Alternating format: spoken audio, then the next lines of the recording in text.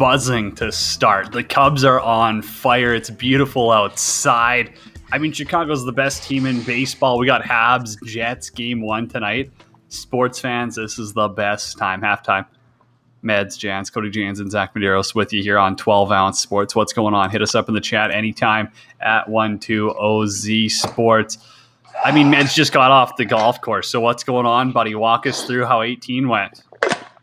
Oh, the 18. Well, first 9 actually went decent, a lot better than I thought. I think I shot 46 on the front. I was feeling really good about myself. I was actually beating my girlfriend's dad at that point. He's a way better golfer than I am, so I was kind of giving him the gears and whatnot. And then he just out of nowhere found his game. I think he shot like a 34 on the back end, just crushed me. I think he ended up shooting like an 84 and 85. So, yeah. Not a great way. You know what? It's all about how you finish, right? And I didn't have it in me today, man. I was a pure example of the Toronto Maple Leafs today, and he was the Montreal Canadiens. Let's just put it that way. That's a rough look. Meds, I mean, we got Brandon here as well. You want to introduce our guest here? He says he hates you, but I don't know why. I mean, no, he's a great sportsman. He's just like us. The unfortunate part is like he represents all those scumbag franchises in Detroit. So, yeah, man. Take it away, Brandon. Here's a little intro. Yeah, Southwestern Ontario transplant now, living up in Ottawa, but can't take the scumbag out of the Southwest, you know. So I'm up here in the nation's capital, rooting for my Detroit team. So nights like tonight with the draft lottery, these are the biggest nights in sports for me. So we got one good draft out of the way with the Lions, and hoping for a good result tonight. Yeah. I mean, they're not Chicago Bears, but hey, I thought that was actually a Habs hat for a while. I didn't even recognize till now it's a Wings hat. No. The Stevie Y project in full effect, though. I give him a lot of props because that Moritz Seider is going to be an absolute weapon. You know what? On the back end. I will say this: the Eiserman, overrated player, but very good GM. Overrated player? He's just trying to get me going here, so I'm gonna behave here. Yeah.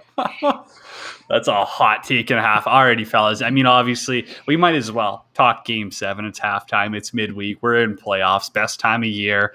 And the Leafs choke again. I mean, what's new? It's the same thing for the past 3, 4, 5 years. I don't know. I want to know your guys' thoughts on game 7. Like, were you shocked that Carey Price locked it in? Because I was kind of thinking come that point, I'm like, I don't see the Leafs should be the underdogs at this point. They've got nothing going for them. Nothing showed me that this was a team built to win game 7.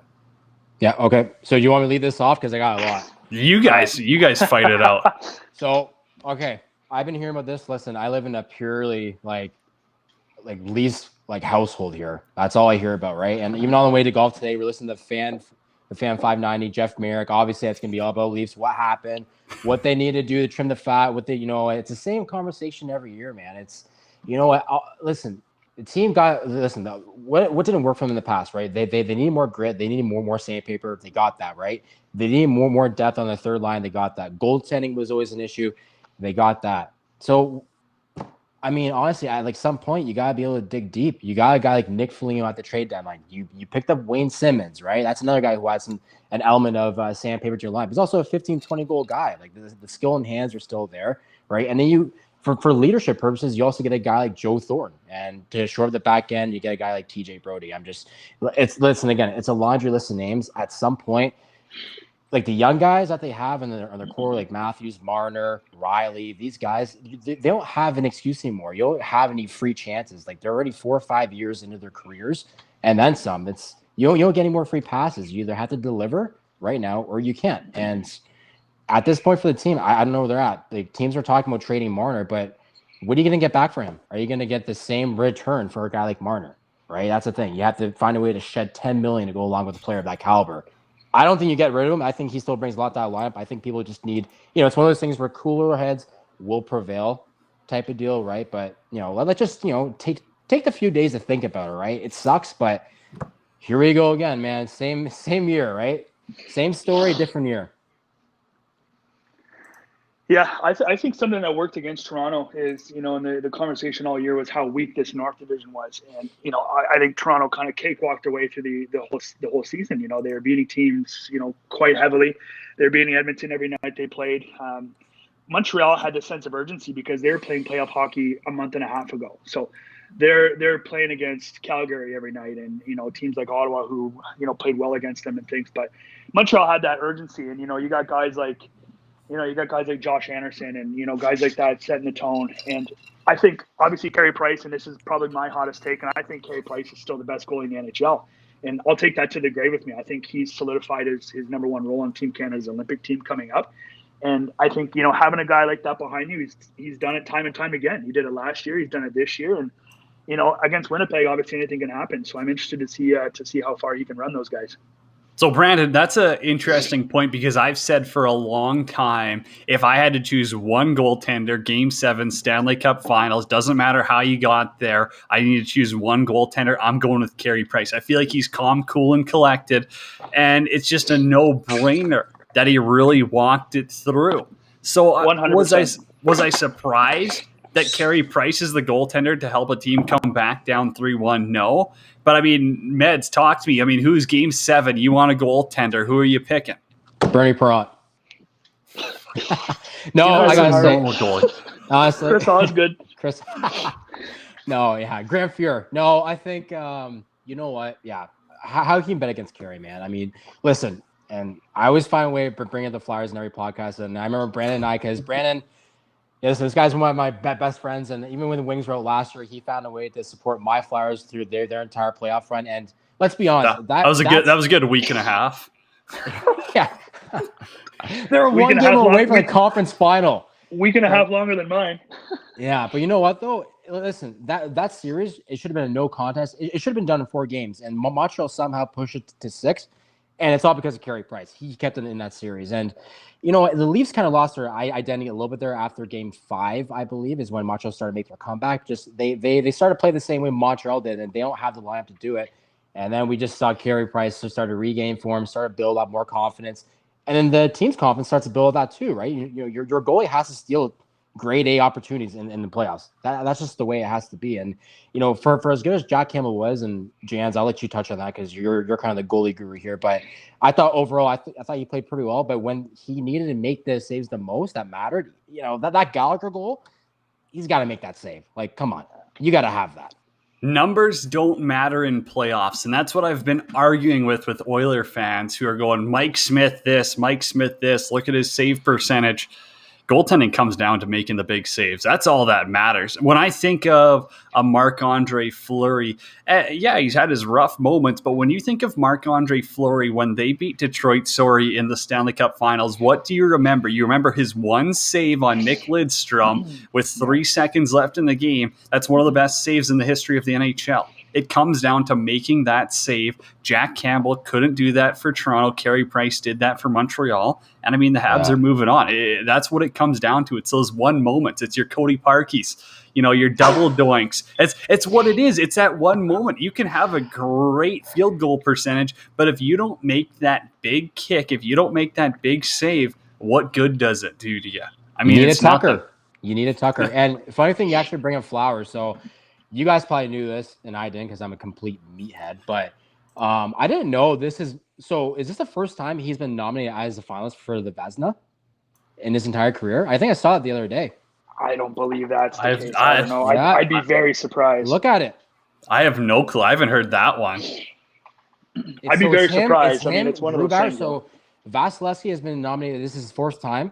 I think he's going to be winning it twice probably. He'll probably win it again. Grubauer's finalist. And when they were talking about Marc-Andre Fleury, I'm pretty sure it's the first time, man. That's what I heard. Really? That's insane. That's wild. For how well he's been, yeah, man. It's his first time.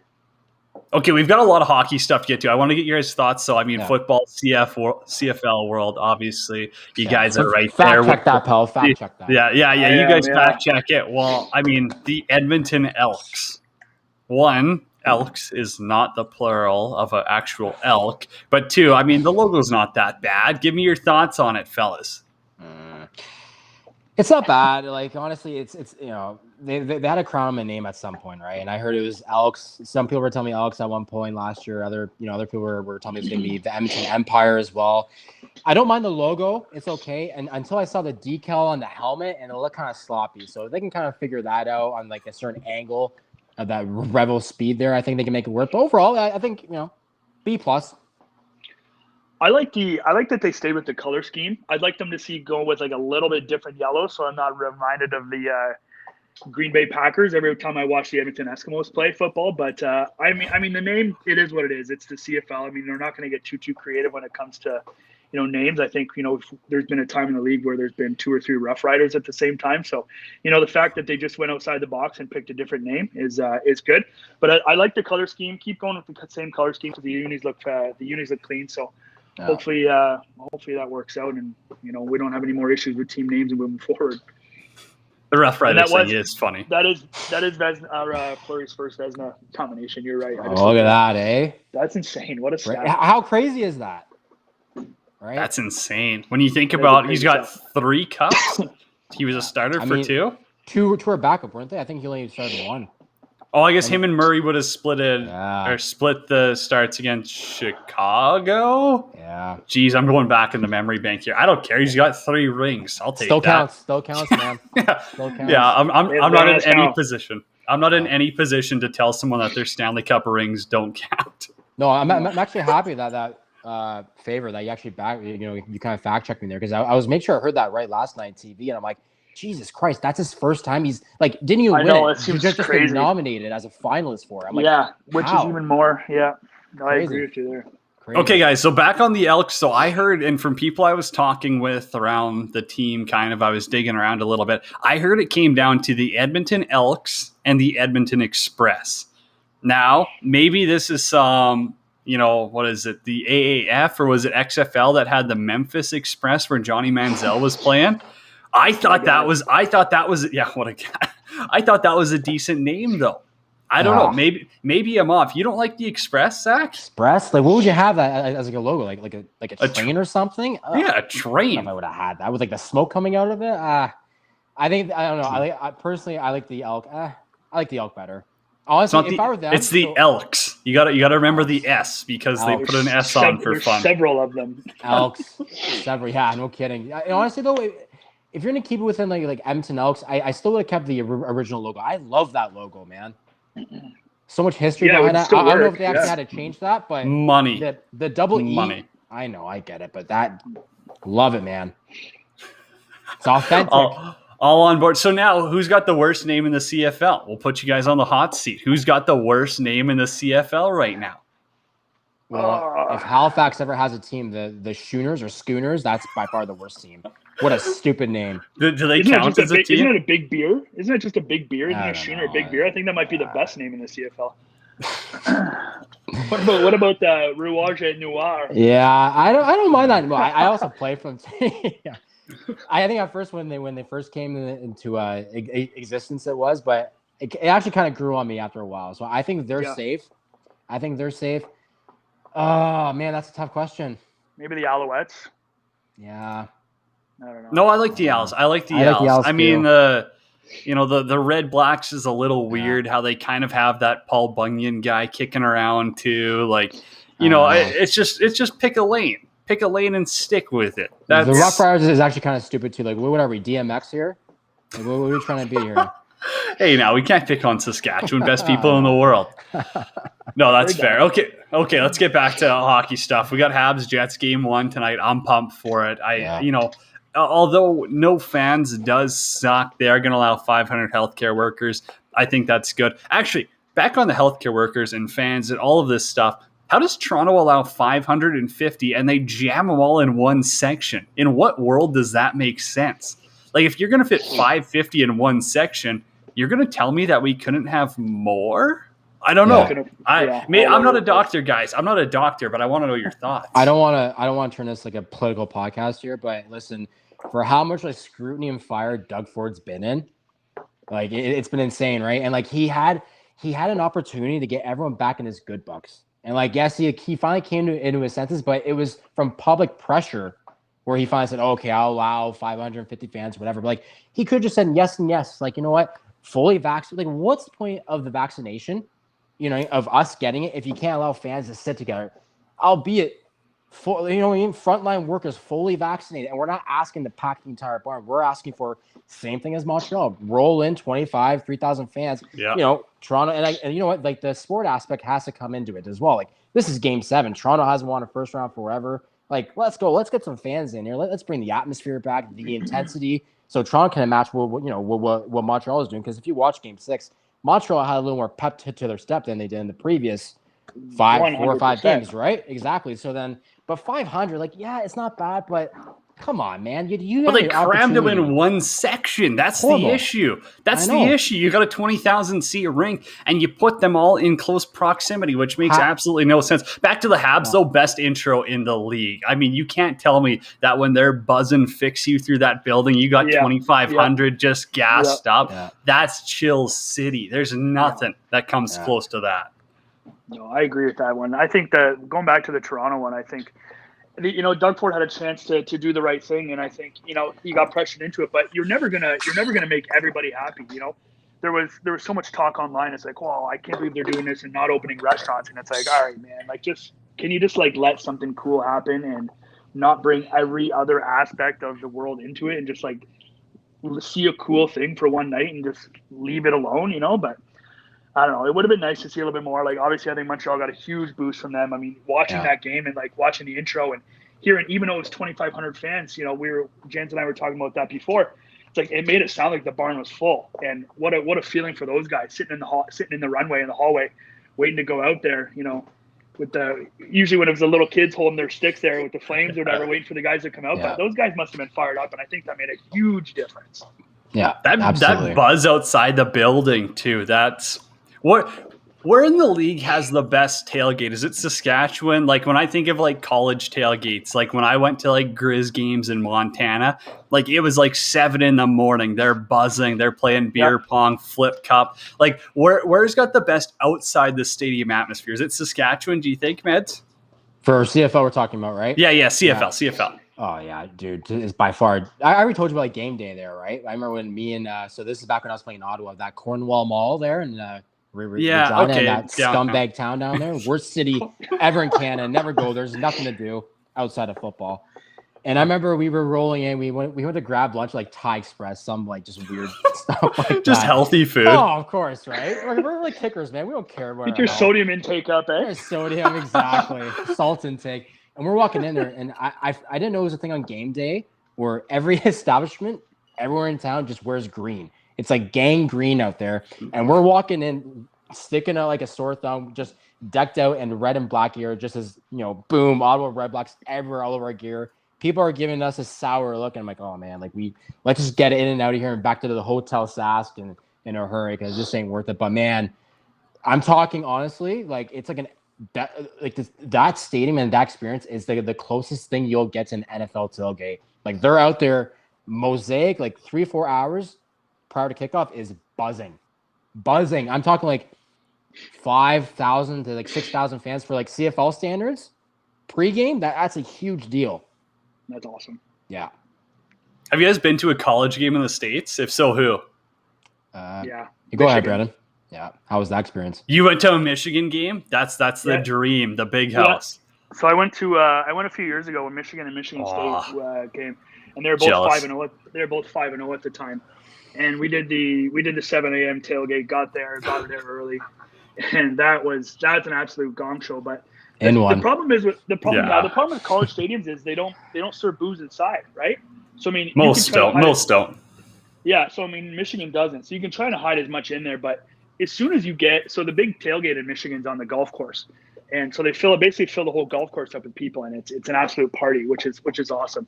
I mean, that's probably my number one. I mean, I've been to a couple of Detroit Lions games on Thanksgiving. Those tailgates are pretty fun too, but Michigan Stadium, nothing takes that. Like, there's no better sporting experience for myself than being inside the big house with 110,000 people. Absolutely insane. So I've been on the other side of that rivalry. So for my buddy's bachelor back in 2015, we went to an MSU. Went to a little Spartans tailgate there. I think they were playing some scrub team in the Big Ten. I think it was Maryland at that point. Just complete. Man, as much as I hate them, man, that was a hell of a time. Like, again, numbers, like you're looking at 6,000-7,000 people there just getting lit. And like they gave us beers too. So it was really hard to hate on them, even though I'm a huge Wolverines guy and I hope to get out there someday. But wow, what an experience that was. Yeah. So I remember when I was like 16, it was my first year of juniors down in the States.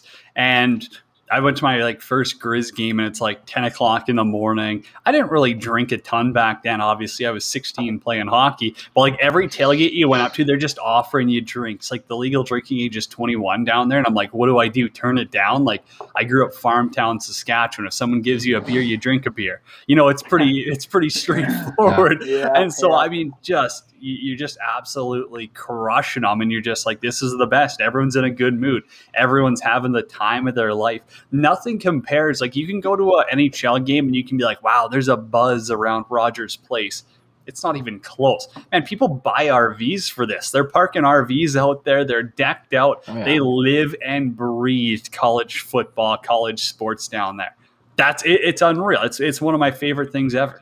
Yeah. And honestly, like my experience, so I've been to like 2 Steelers games. It's not even close. College like tailgates are way better than NFL. Way better.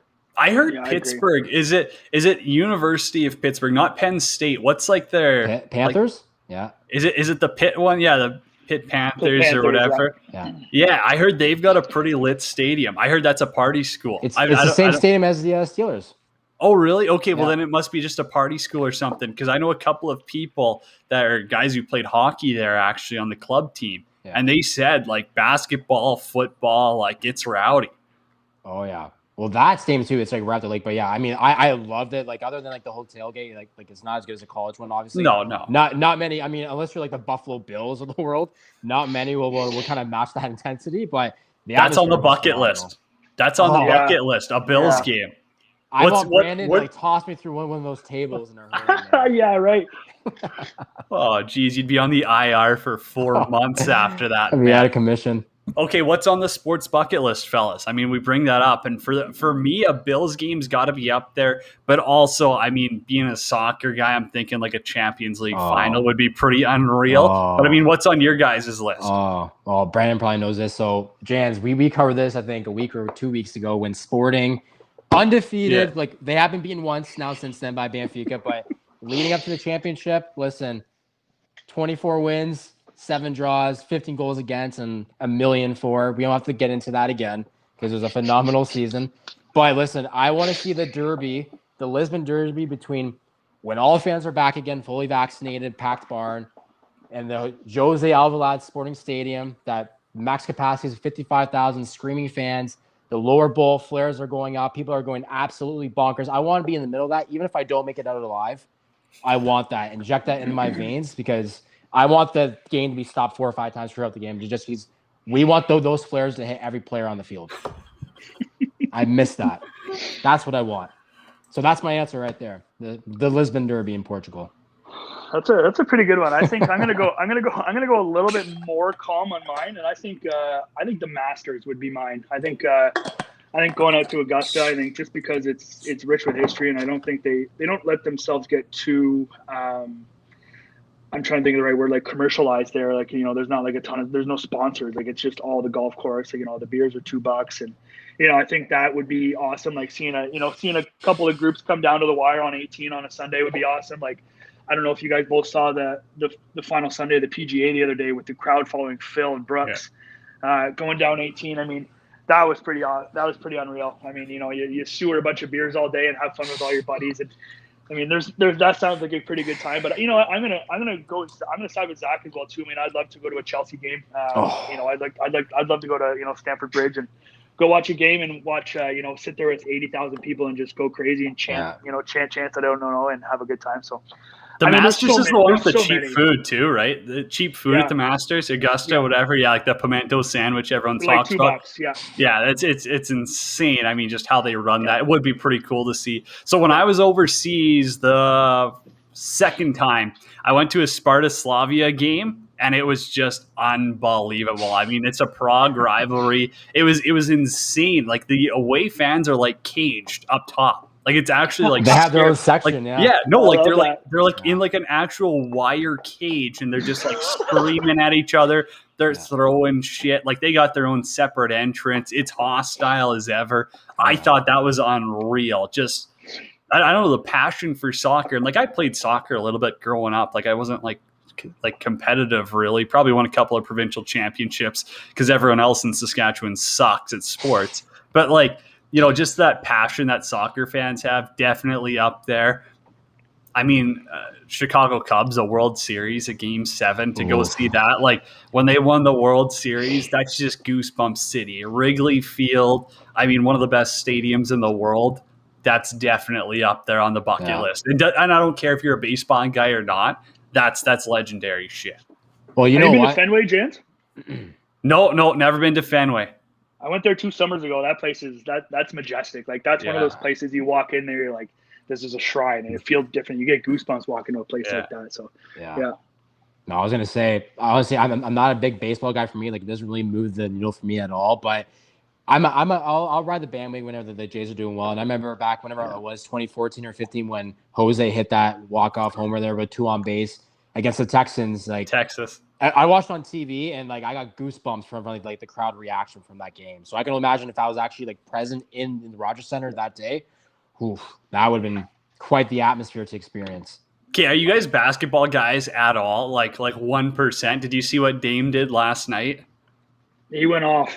He went off. Oh my goodness. And that first overtime, like, just back-to-back incredibly clutch threes, but like, they're from no man's land. I mean, he's throwing them up from just anywhere. And I don't care. Yeah, I don't care who you are. Like, I'll grab a basketball and I'll go like shoot a 3-pointer, and like, it's not that easy.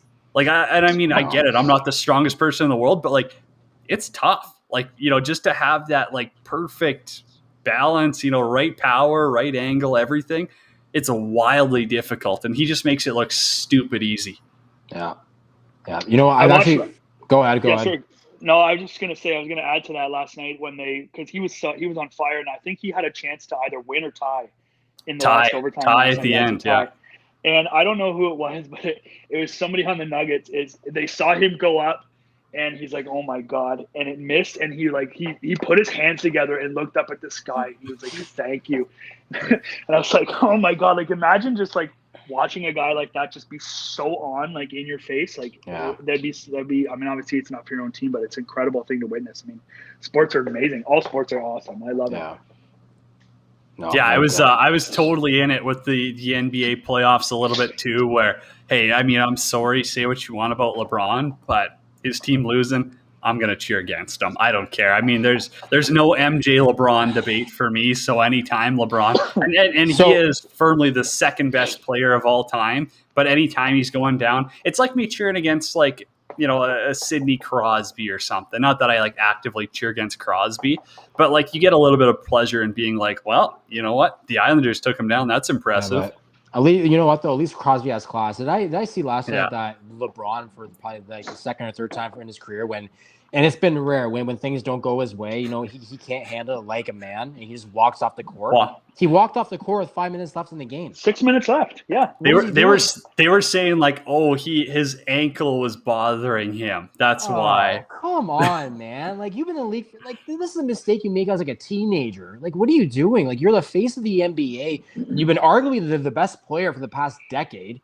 Right, probably has been, and you're gonna pull a stunt like that and just give up. Like, what does that show for the rest of your teammates? I wouldn't want to play for a guy like that if he's my leader. Well, did you hear what he said the other night too? He's like, "Oh, Anthony Davis is out." He's like, "These shoulders are made for carrying the team." And then they go and get blown out by 30 points, and he leaves 6 minutes early. I'm like, this guy is the biggest fraud in sports. I mean, there's no question how unbelievable this guy is, but he's the biggest fraud, and I could agree with you guys more. I cannot stand the guy. Unbelievable for how talented this guy is, and just like you just wish that the personality and leadership would kind of match that. And it's just like when the going gets tough and push comes to shove, he's just gonna quit. If I was a coach, I'd honestly sit him out. I wouldn't want that guy on my court. Screw that. I don't care who you are. I don't care what you've done. You're not bigger than the team. The coach sits him out and he gets fired. Like LeBron has all the power in the world. He'll get whoever he wants on his team. He's basically like Jackie Moon out there. I mean, he pretty much runs whatever organization he's on. He'll trade. Yeah, exactly. That's exactly who LeBron is, and he'll just do what he wants because he'll be like, well, even if I got to sit out a year, I got Nike money coming in. Like, nothing phases this guy. He's bigger than the sport. That's where the issue is. I never saw that in Kobe Bryant. And again, maybe I didn't see everything that happened with him and Shaq, What's up, dog? But What's up, like, Daisy? but like, I never saw that in Kobe Bryant, and I feel like that's why I respect Kobe more than LeBron. He had that killer instinct. He never seemed to quit on his team. And man, You never saw that in Michael. You never saw that in Kobe. You never saw that in Steph Curry. You never saw that in most of the, and Kareem Abdul. You never saw that in every star on their team. Players who've been better than LeBron James, right? Well, And imagine of course, LeBron played with Kobe. Kobe would have killed LeBron on the court. Been like, "Are you kidding Exactly. me?" I don't want that. You never saw that in Tim Duncan. Like that's the thing. It's just like yes, like the guy's obviously he's gonna go down as one of the best players in history. Probably arguably of all sports, just because of how dominant he was in a certain period of time. But at the end of the day, people are going to bring that up and like his leadership. And like, I'm really curious, like 20 years from now, when the documentary comes out of LeBron James, of like certain teammates he's had, I want to know like the behind the scenes and how he was when the, you know what I mean? When the going got tough and all. Like, I don't want to like pray for like the negative stuff. I'm really curious to hear about that because. But it would be funny. It would be funny. And what I have in my head is assuming that because we've all had teammates like that where, talent wise, they're like, God-given talent, they have what it takes, and they can go very far. But it's guys that we don't really care about being around. We know that they're kind of a cancer to their team in a way. It's Alexei Kovalev going on a 5-minute shift and thinking he's getting rewarded for it. Oh my God! Or have you guys heard that after story? That little slash. Have you guys heard that story about Kovalev when was it Mike Keenan? Someone like kept him on the ice. They wouldn't let him change. He said keep him on the ice, and he thought he was getting rewarded for it. But it was after he was like a -2. Oh man, some people are living in their own world. Okay, back to soccer though. Chelsea wins the Champions League. That was a good game. I mean, Man City was heavy favorites there. Say what you want about soccer. Sometimes it can be a 90-minute nap, but for the most part, I mean, Chelsea was just all over him off the start. Like I thought Pep would have his club a little bit better, but Man City ran out of the building. Brandon, take it, man. It's your team. Yeah, these are my guys, Jens. I didn't mention this to you, but actually, I'm a very casual soccer fan. Let's bring that up to the forefront first. Hey, you cheer when they win. That's all that matters. Well, you know what? I went to I used to work for a car dealership back when I was in high school, and the owner's son was a big, huge soccer fan, and he liked Chelsea, and that was the year that Chelsea made it to the Champions League final against Man U, and this I'm talking like 2008, like way back then. So I was like, you know what, I'm gonna keep an eye on these guys and follow them. Just when I watch football or soccer, I guess, or football, whatever it is, So I was following it. So yeah, when they found out they made it to the Champions League, I was pretty fired up. So I watched the game there, and you know what I mean. Soccer is incredible. I mean the strategy and everything that goes into a sport like that. I mean, I'm more of a fast-paced, hockey or baseball or football kind of guy, but watching these guys say, and there's a reason why they call it the beautiful game. I mean, you watch, all these chances are all so. It's meticulous in how they get all these different chances and stuff. So it was fun to watch them, and obviously having some sort of rooting interest, it was cool to watch. And I mean another. I have some friends who are English who absolutely detest Man City, so they're happy that they're gonna spend another $1 billion and not come away with any hardware. Meds, I'll let you give your thoughts on this game, and then I got something I want to bring up after. Yeah. Honestly, so I want to bring a different aspect. Pep Guardiola, man, like when is he gonna get that monkey off his back? This guy cannot win a Champions League to save his life. He's been on all the top clubs in the world too, and he seems to be a decent coach, but it just seems, he's been around the block. He's been in the Barcelonas of the world, right? Couldn't get the job down there. He's been at Bayern Munich, couldn't get the job there. Now he's at Man City. I really thought this was the year for them, given their roster and who they have. Like they are loaded. And I think he really messed up by not, starting Sergio Aguero right away, right? And then obviously De Bruyne, arguably one of the best center midfielders in the world right now, he goes off with, I don't even know what it was, like a calf injury, a knee injury. He took a really weird knock there in the first half. So that's probably, and that's also your captain, right? So then he goes off. So then they have to kind of adjust their game plan. At that point, they're already down 1-0. So now, and we know how soccer is. Chelsea was going to go on defense. They had 9-10 guys back at times where Man City, the ball was in their half, sure, but anywhere around the 18, they had a hard chance, that they had a very hard time getting it in there, and they didn't really have an answer for anything, honestly. Chelsea played solid defense. They went in there with a great game plan, got that goal that they needed, and that was it. And then they just shut it down from there. What Chelsea did in the last half hour was like New York Islanders like. Also, I don't know if you guys have Amazon Prime, and it's that what's the Man City, like the documentary? What's it called? They do it for all the sports teams. It's like the goodness, it's going to kill me right. Road to something, or Road to Glory or something like that. No, I forget what it is, but I don't All know. or It's nothing. All or all or nothing. nothing, and it's Yeah. like behind the scenes. I love that stuff. Unbelievable. And so Yeah. you like just how it's produced is incredible. And I mean, say what you want about City, Pep, whatever, how much they spend. It's cool to see what goes on behind the scenes and what goes into it. Because I mean, soccer players are rock stars. The way that those guys get Hell yeah. treated is incredible. I mean, they're living. Well, Just watch Ted Brandon Lasso knows. if you want to know. Brandon knows all about this, man. I love Ronaldo, obviously being my background being Portuguese, but seriously, that guy's been living the rock star life since he was like 15 years old. So I mean, he's been More money he than literally God. he like the guy makes like his wages are like 800 or 900 pounds a week, which is insane, right? But he's been the best player. Him and Messi, it's just been like back and forth for the past 15 years. So take your pick, but they both been rock stars the entire time. Okay, looking at Euros, it's coming up here. I'm a big Germany guy when it comes to it, but today in their friendly, We're in the same group. Denmark. They tied Denmark. Denmark sucks, of man. all teams. I don't know. England barely beat Austria today. It'll be Hi, interesting. guys. I love Euros. I'm looking for it. You're an England guy, eh? You're just Yeah, I all know. in the whole Chelsea culture. Well, my grandfather's from England, so I'm all in there.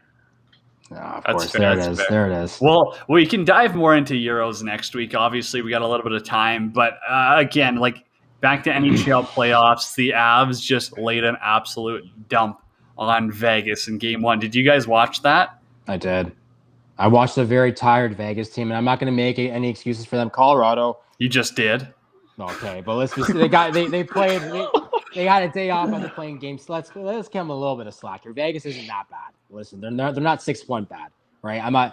I still like Colorado in that series, but man, like come on, they were skating around them any way they wanted. They had their way with them pretty much, right? And I watched Vegas throughout the year. Vegas ain't that bad. I think they're just tired. I think obviously they started Leonard in that game. Marc-Andre is their guy, but he needed a break at some point, right? And Leonard could have been played better, but he didn't get the help he needed in front of him. Team didn't play that great.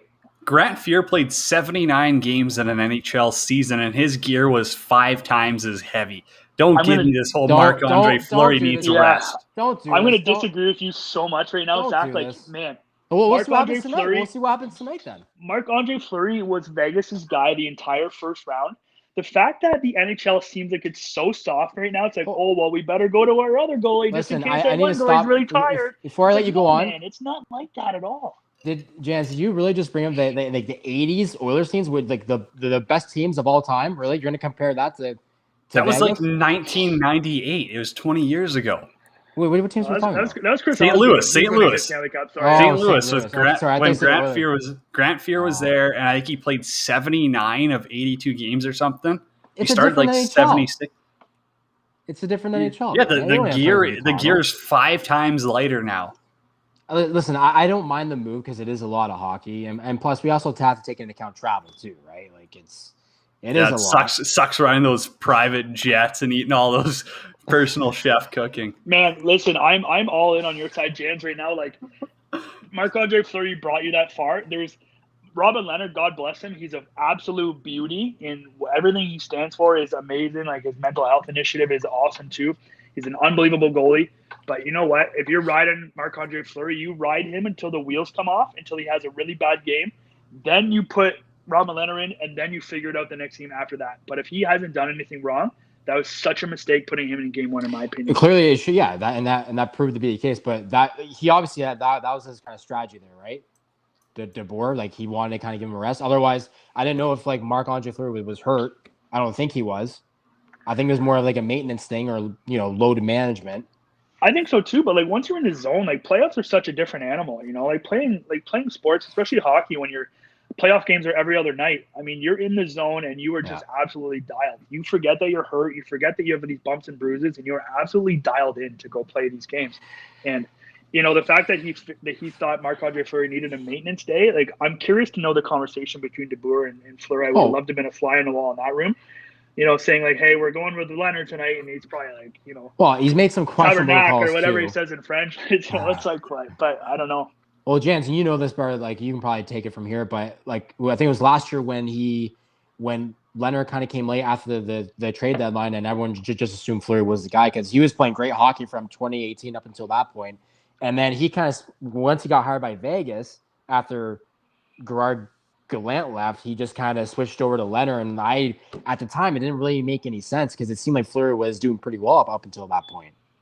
Oh yeah, no, he sewered Fleury for sure, and that's when Alan Walsh put out that picture of like the sword in his back. Yeah. That was an all timer. But okay, you brought up the point of Fleury might be injured, and that's honestly what I've been hearing. I've been digging around. I mean, with World Hockey Report, we were digging around. We were talking to people, being like, "What's going on here?" Like, and everyone's saying there's probably something underlying here, that it's not just a load management day. He might have tweaked something. Something might be a little off, and so he said, "Hey, you know what? If we're going to lose game one anyways, let's do it with Fleury on the bench so he gets that extra couple of days of rest," because they had 2 full days in between games 1 and 2. So they might be saying, hey, put us behind the 8 ball here. We'll go down 1-0 in this series. Let's get everyone healthy. Let's get everyone fully loaded. Let's play Nicholas Hague 30 minutes a night. And you know what? And hey, we'll load up for game 2 and we'll get back in the series. Nicholas Hague, goddamn. That's what I assume they did. I want to get your guys' take on Reeves and Graves though, because 2 games for Revo after Graves went and dropped Janmark. I mean, I don't know. Give me your thoughts. Go ahead, Brand. I'll let you go first. Man, I don't know. I think the Graves hit. People will argue that it was late. I think it was a good hit. I think you don't admire your passes. You don't admire anything in the playoffs. Or you don't admire anything in any state of hockey. I mean, he got rocked, and Ryan Graves isn't. I don't think he's that big of a guy. Correct me if I'm wrong. He doesn't look huge out there, but that was a solid hit. And the fact that Revo thought that he needed to make his presence felt down 4 or 5-1 at the time, was it? I mean, I might be wrong there too, but like Ryan Reeves, for God's sakes, man, like, you just reel it in. You don't need to do anything. Pick your spots. If you want to rough him up in front of the net, give him a little bit, that's fine. Give him a little cross check or something, give him a little face wash. But for God's sakes, man, like, quit thinking about yourself first. You gotta help your team out. And I mean, that's just Ryan Reeves though, man. That's Ryan Reeves. He's the same kind of guy as Tom Wilson. They both do it. They both toe the line real well, but I think Revo. Did I think Reeves deserved 2 games? No. Yeah. I think that was a pretty soft suspension call. I mean, what did he do? Give him like a little headlock or something? I mean, I don't think that was 2 games, especially seeing what's happened in the past and, not naming names, Tom Wilson. But, I don't think that 2-game suspension meant – I don't think that was a good call either. I think he got 2 because he kneeled on his head. Yeah. I think that was where the suspension came. Yeah. And you're like, fair, but like, I mean, was there some – it was a cluster in there. They were obviously tangled up. So I agree. Could you be like, oh, he accidentally fell? Yeah, but did he have to stay on his head? No. He knew he was doing. He was trying to get his balance, boys. He knew he was doing. Yeah, exactly. I agree. I think it was – like he didn't really need to do that. It was a solid hit, and at that point, the game's already lost. Like Reeves, I get it. Like, and the thing is that Reeves is a very important piece of that team. The role that he plays, Vegas needs, especially come playoff time. Like they need that physical aspect of his game going forward because it takes a lot of pressure off their like skill guys like Mark Stone and like the Cody Glass is the role whenever he's going to start to ramp things up again. William Karlsson, right? But yeah, again, he has to pick his spots, and it's like Brand said, in front of the net with good reason, take it to him then. But you don't need to kneel down on him, and he knew what he was doing. He knew that he was getting in that fine suspension territory, keeping down the ice with his knee. It's just like it's not needed. Like they need him too. So being away 2 games is going to be a big blow for the lineup. Give me you guys' predictions for game 2 tonight, because I think Colorado wins it, and I do think it's a little closer, but I will go with 4-2 Avs. I'm gonna say 3-2 Vegas. I don't know. Colorado's a buzzsaw to me, man. I don't see anybody stopping them. I'm gonna say Colorado like 4-1, maybe. Okay. Vegas gets 1, but I don't. Colorado, they're an absolute buzzsaw, man. Did you watch Vegas throughout the year? My boy Philip Grubauer, former Windsor Spitfire, he's just gonna keep doing his thing, So I think Colorado rolls this series. I think Colorado might sweep this series. This guy's talking about Grubauer like he's Carey Price. Are you serious? He's not Carey Price. He's been hardly tested. You know what? If you got Colorado's team, I can't see this series going longer than 5 games. They had 2 weeks off. They swept the Blues. They're the best team in the league, Zach. They're the best team in the NHL by a mile. By a mile. Grubauer's just got to stay healthy. That's his issue. I don't know if he's played 2 full series in his life. So Grubauer? Go ahead, sorry. Okay, I was just going to say that's where Vegas has Their opportunity to win is if they crash that, if they play mean, gritty, grimy, dirty hockey, they're going to run this into a series with the Avs. If they want to try out skill them, try run and gun with them, they're in trouble. I mean, it sucks not to have Reeves because you should have Reeves harassing Nathan MacKinnon every single time possible. And say what you want. I'm an old school hockey guy if you haven't figured out already, but I like that rough and tough. I think you have to be in their face. You have to be a bully. If you're not a bully to the Colorado Avalanche, they're going to skate circles around you and they're going to make you look stupid. I'm honestly disappointed in the both of you from that. Listen, are we gonna forget everything Vegas did throughout the Europe until this point? Like they don't get a free pass for one game. Like Mini wasn't. What that about the bad Leafs? team. Look at what they did all season. I was never sold on the Leafs. I hate the Leafs. They don't mean anything to me. Screw them. Did I think? Listen, we already talked about this, Jans and I. Listen, we got both our picks wrong. I did think the Leafs were going to handle Montreal, and they should have. They just let their foot off the gas, which whatever happens. And then don't get me even started on Edmonton. Like what the hell? Connor McDavid and Leon Draisaitl. I was hoping we weren't going to talk about that today. We don't have to talk about trouble. We can leave it at that. But listen, are you kidding me? Can't win one game? Come on. But listen, Vegas has a very complete team, and I think we're just forgetting that. And listen, like LeBron James, I think Philip Grubauer, it's a great story. He's had a great year. I think he's a bit of a phony as well, though. I think he's going to come to bits here. Wow. I don't even know what to say. I love how you're comparing Philip Grubauer to LeBron James. Both fraudulent in their own way. You're so rattled right now. I love it. It's the whole Grubauer Vezina nomination. That's why he's even in some sort of comment. Like he's had a phenomenal year. I just don't think he's that good. I think he's playing way above his head. Okay, let's move on to Jets Habs. I'll give my prediction last since I stole the 4-2 in the last one. You guys fight it out. Go first. Oh man, honestly, this is what I love about playoffs fans. Like you never get it right, and there's upsets all the time. I live for the underdog, but the Jets just have so much more depth than the Canadians do, and it's like Carey Price, for as good as he is, he might be able to steal him a game or two.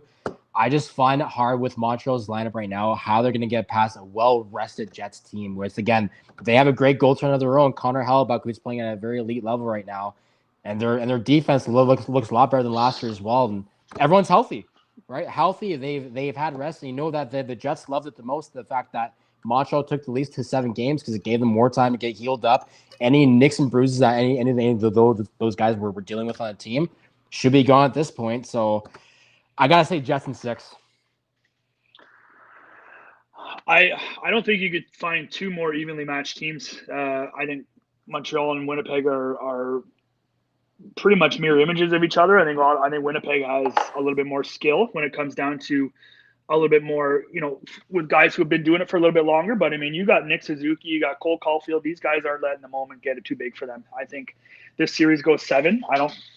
Oh man, Jets in 7. I guess it could go either way. I mean, I think it's going to go 7. I think they're very fairly matched. But I think if I had to pick gun to my head, I'll take Jets in 7. I went with Jets in 7 too. I fully agree with where you guys are coming from.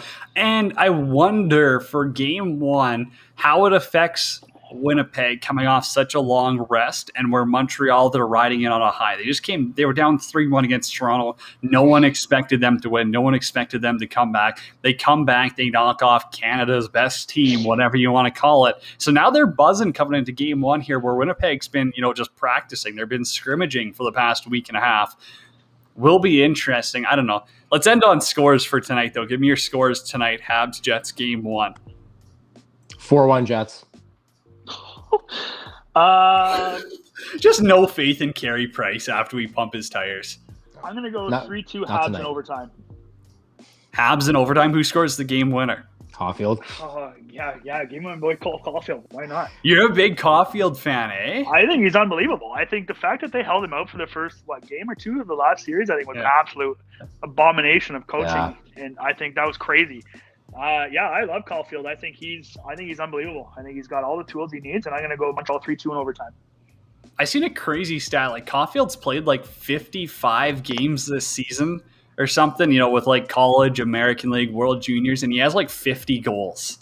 That's just insane. That's asinine numbers. That's Brett Hull. Yeah, and how close has he been? I know he didn't. I don't believe he got a goal in the Leafs series, but He's been so close. I'm just waiting for him to kind of erupt. Like I wouldn't be shocked if he has 4 goals in the series.